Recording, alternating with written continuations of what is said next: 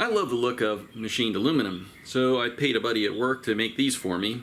I just bought a piece of aluminum tube and he put it on the lathe and spun it and gave it a nice finish.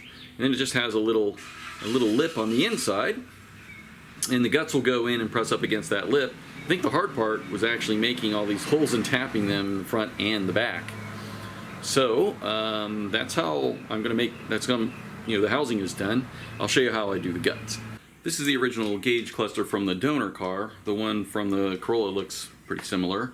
And so what I did is I just opened it up. Here are all the connections on the back. And you can see, it's kind of cool that this flex circuit allows you to see where everything is connected, and it makes it easy to trace things. So I just took this apart, and you can see that the actual gauges are just put in with screws. And you can just kind of look on the front, so this would be the tack, and here's the fuel and so forth. And what you get when you do that is something that looks like this.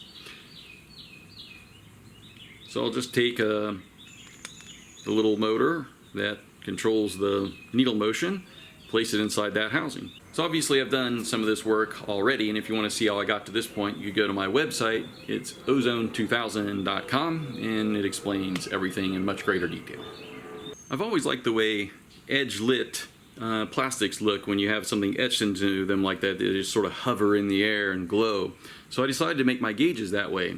What I did was I drew this up in a drawing package. I think I used Corel, and I sent it off to a place that does laser etching, and then went and picked them up. If you're going to do this kind of thing, I guess it's recommended to invert it and put the etching on the back side, so that's what I did. And I also left, I don't know if you can see it or not, a little notch at the top for the LED. That meant I needed an LED. Enter this guy. So again, on my website you can see this. This is a little teeny tiny, and I want to say it's a 604 component.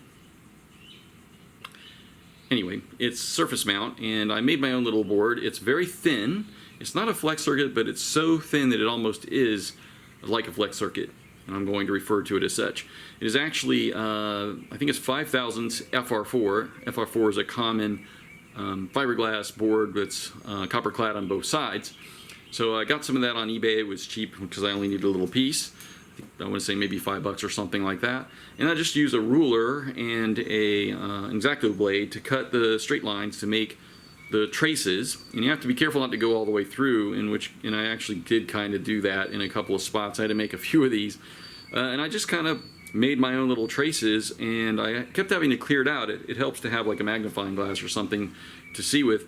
And then I ohmed them out to make sure that they weren't shorting in any way, and I just kept going until I got to where I wanted to be. And then I very carefully and painstakingly soldered these little surface mount LEDs on them. They're RGB, so I get to choose any color that I want. Now, what I found was it was extremely difficult. It's so small to solder that kind of thing. I even had a really fine tip, and I would sometimes just short them out, and I had trouble unshorting them, if you will. And so you need to buy extra, because what I did was I just put the soldering iron across the entire thing, heated it all up, probably destroying it, and just wiped it off and started again. But I eventually got 6 out of the 8 to work, so I need 6, which means I now have no spares. Hopefully they'll be okay. I was also a little bit concerned that an LED this small could actually do the job, so I tested it out, and sure enough, it works great. So then I added 3 resistors on there, 1 for each of the branches, to make sure that it wasn't overcurrent, getting too much current, and made this little funky board, and I'll show you how that fits next. So I pulled the little temperature gauge motor out, and I made a mistake because I knew it's attached with 3 holes, and they are electrical connections, but you can see on the back I have 4 holes, so I didn't really know which way it went. I mean, I marked it with up, but that didn't really help me any to know which ones held it in place. So fortunately, I had a spare to work with, so I just took a look there and avoided tragedy. So then I cut these pieces out on my CNC router, and I altered them. They're not real straight because I actually altered them on a grinder over there. because I'm using that for strain relief, and it's better if something going around there isn't at an angle, but it's not real critical, so it's fine. And but these holes are in the right spot, and they go on the back of the motor. I have marked them appropriately. Goes on like that. Then the LED goes across, so that supports the back of the LED. And the front of the LED is supported by the clear plastic I showed you earlier. And then all that slides into the housing. I'll show you. Okay, so you can see now that I've got the faceplate on and the clear plastic in front of it. And I got the back part on, and as you can see, I've put my little LED strip and it fits perfectly. If I put a little piece of heat shrink around this to hold it in place, should work perfectly just like it did before. But the first thing I got to do is put some conformal coat all over that thing just to keep it from corroding and, you know, just keep it safe. So put a layer of conformal coat. You can maybe be able to hear the fan in the background. Apparently this is it right here. It's called MG Chemicals, and apparently it's very, very toxic, and you should stay away from the fumes. Don't get on your skin, don't drink it, don't feed it to the cat, you know, that kind of thing, unless you want to get rid of your cat, and who wouldn't? So anyway, the fan is going just to make sure, but I didn't smell anything. I held my breath while I did it, and it didn't take long. It's such a small board, and I checked to see if it could be put right over the LED, and apparently it can be, so I went ahead and did that.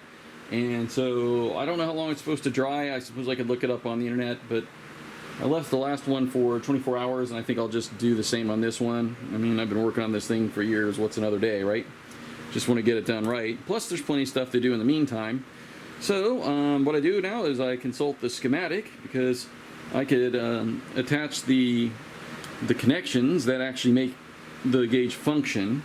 So I need to come over here to see how it functions. I've already done the fuel, so here's the water temp, and yep, there are 3 connections, and just like last time, I think all 3 of them are being used. You got power coming in here, and then down here you've got a ground, and then down here you've got the temperature sensor. Now I need to find out which of these 3 does what. I'm also missing a screw. I need to find it. So how you do that is you consult the back here, and the cool thing is they've made it relatively easy because this is clear. You may be able to see, I'm not positive if it'll pick it up on the camera, but you can even see little dots here that I put on the line, because it's difficult to follow it with your eye. In fact, it's a lot easier if you take like a pencil and then trace down to where each one of these things goes, and then see what that leads to in the schematic. Actually, I have this upside down. So here's the back of the temperature sensor. Looks very neat and clean and professional. It's not like me at all. I want more. Okay, one last check before I button things up. Power supply on and connected. So it should be red, should be green, and this should be blue. There it is, working fine. Anti-seize compound. I hate anti-seize compound. It's like maple syrup. You don't even have to use it. All you have to do is open it, and then the second you do, it's on your fingers, it's on the door handle, it's on the dog, it's everywhere. And then you go to wipe it off, and it's like, it just seems like you're adding more, you know. It's the bane of all mechanics. And there is gauge number 2, finished. Except for the ring.